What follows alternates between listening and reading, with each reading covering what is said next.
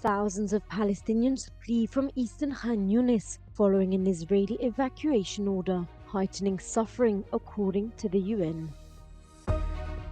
The European Commission has given the green light to Lufthansa to acquire a stake in Italian airline Airways.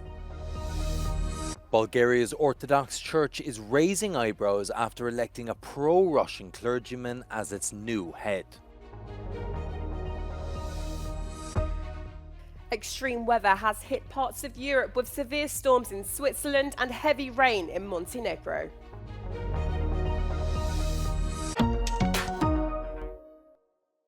What a huge opportunity. With Labour tipped to enter government, the UK's general election could spell the end of Rishi Sunak and the Conservatives' controversial plan to deport asylum seekers to Rwanda. Labour wants to scrap the plan, which has been deemed unlawful by the UK's Supreme Court, and use the money earmarked for it to create a border security command to dismantle migrant smuggling networks. But a migrants' rights charity is concerned Labour will explore similar deals with other third countries. We're obviously supportive of the Rwanda plan being scrapped in its totality, but we are concerned that an alternative will be brought into place. So whereas Rwanda is still a concern and has been identified as still an unsafe country for many, many individuals, we are concerned that another country will be considered by Labour. And we know this because bilateral agreements are already taking place. So we have bilateral agreements between Bangladesh and the UK to deport individuals, and India. This Afghan asylum seeker whose family was persecuted by the Taliban says Rishi Sunak's plan would jeopardize his need for protection. Good left this Prime Minister tell every people, new people here coming, no stay. I don't have give the stay in the UK. Send back the Rwanda. This is not good for me. Rwanda, Afghanistan, same for me. Irregular arrivals by small boats across the Channel only make up 8 to 10% of migrant arrivals into the UK. Both Labour and the Conservatives have also vowed to bring net legal migration numbers down. There has been a surge in overall migration numbers since Brexit came into force in 2020, but both parties have different approaches on stemming migration. So the Conservatives would look to restrict the supply of visas, and they would do this by putting an annual cap on work and family visa grants each year. For Labour, it's more about restricting the demand for visas. Opinion polls show that among Conservative voters, immigration is the #1 concern. Among Labour voters, it's not even in the top 5 priorities. But the Labour leader Keir Starmer has understood that this is a hot political issue, and he has vowed to cut migration numbers into the UK. But with the country facing labour shortages in key sectors like healthcare, immigration is also part of the puzzle when it comes to restoring an economy that recently came out of a short-lived recession. Marit Gwynn for Euronews in central London. At least one person has been killed and another wounded during a stabbing at a shopping mall in northern Israel. Israeli police declared the incident in Carmel a terrorist attack. Authorities did not provide details about the suspect, but said the attacker was killed by 2 soldiers who were at the scene. Tensions have soared in the region since Hamas's October the 7th attack ignited the war in Gaza.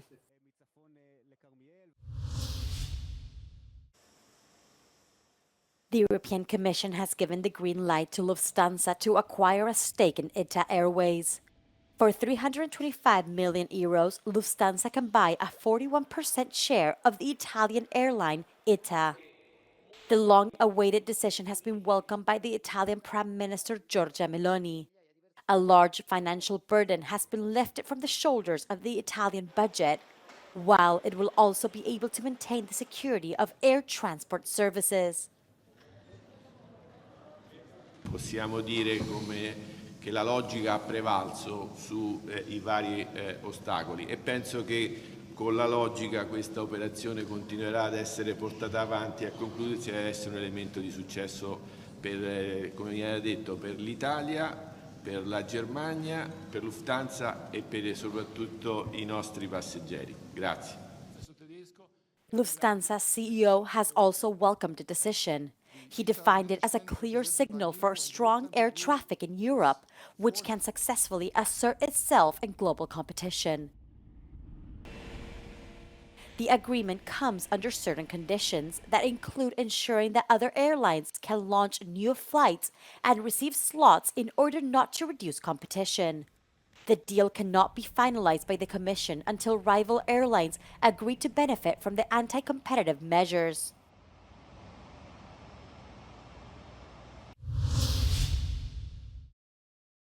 Bulgaria's Orthodox Church is raising eyebrows after electing a pro-Russian clergyman as its new head. 52-year-old Danil was elected as patriarch in a vote that reflects divisions within the Bulgarian Orthodox Church since the Russian invasion of Ukraine. Pro- and anti-Russian factions have been butting heads within the senior Bulgarian clergy since 2019, after the Orthodox Church of Ukraine was recognized by the Ecumenical Patriarch in Constantinople. Unlike his predecessor, Danil has taken the side of the Moscow Patriarchy in its dispute with the Ecumenical Patriarch over the independence of Ukraine's Orthodox Church. Той ще се опита да възстанови мястото и така достоинството на българската патриаршия именно като посредник между Вселенския и Руския патриарх. Да работи добре, както до сега църквата била добре, така да продължи да обединява църквата, да обединява хората. The Ecumenical Patriarch is regarded as the representative and spiritual leader of Eastern Orthodox Christians worldwide. His move formalized the split of the Orthodox Church in Ukraine from the Russian Church. However, Russian and most other Orthodox patriarchs refused to accept this. Volodymyr Zelensky has said that Ukraine's relationship with Hungary will be completely different after the Prime Minister, Viktor Orbán, made his first visit since Russia's full-scale invasion. Загалом ми бачимо, що це вже зовсім інші відносини України і Угорщини, конкретні, і ми враховуємо взаємні інтереси. Orbán is widely seen as having the best relations with Russian President Vladimir Putin among European leaders and has routinely blocked EU efforts to extend assistance to Ukraine. On Tuesday, he told Zelensky that the war was Europe's most important issue and recommended an immediate ceasefire. The meeting has been attracting reaction from Europe and beyond, with the US ambassador to Hungary saying it's a positive sign of progress between the two countries. The United States recognizes that Prime Minister Orbán has traveled to Kyiv. We think that is a positive sign of progress, and we look forward to learning more about the discussions as they unfold. Orbán's visit came just one day after Hungary took over the 6-month rotating presidency of the EU, a position that has little real power but can be used to set the tone of the bloc's agenda.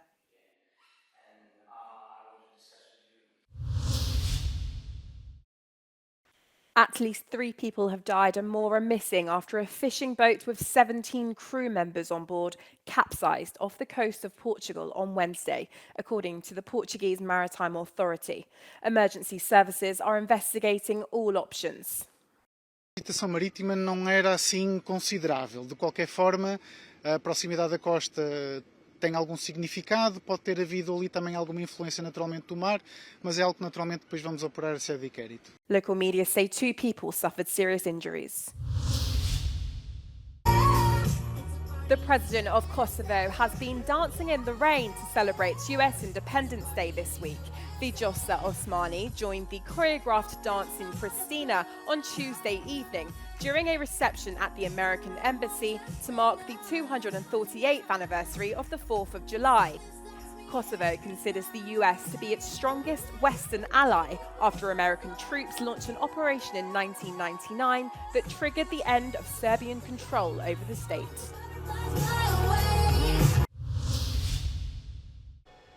Travelers can now take a short international flight in an electric aircraft from the Maastricht-Aken Airport in the Netherlands. It's part of a trial where people can fly without emissions. These are flights of between 30 and 50 kilometers, and mainly business people are expected to use them. The Electrify project runs until the end of August.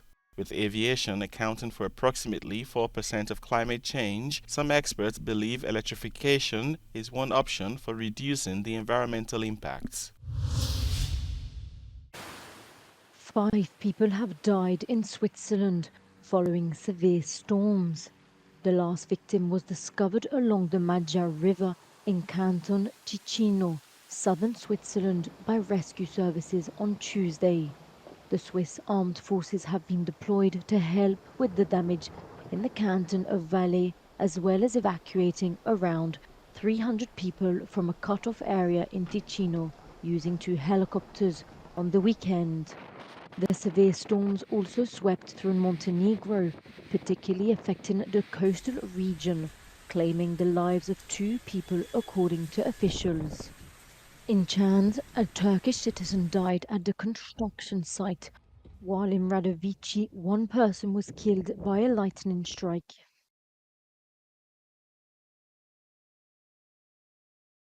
In North Macedonia, it was its capital Skopje which was affected, as strong winds caused traffic chaos with fallen trees, damaging vehicles across the city. Experts say human-induced climate change has brought wild weather swings, increasingly unpredictable storms and heat waves.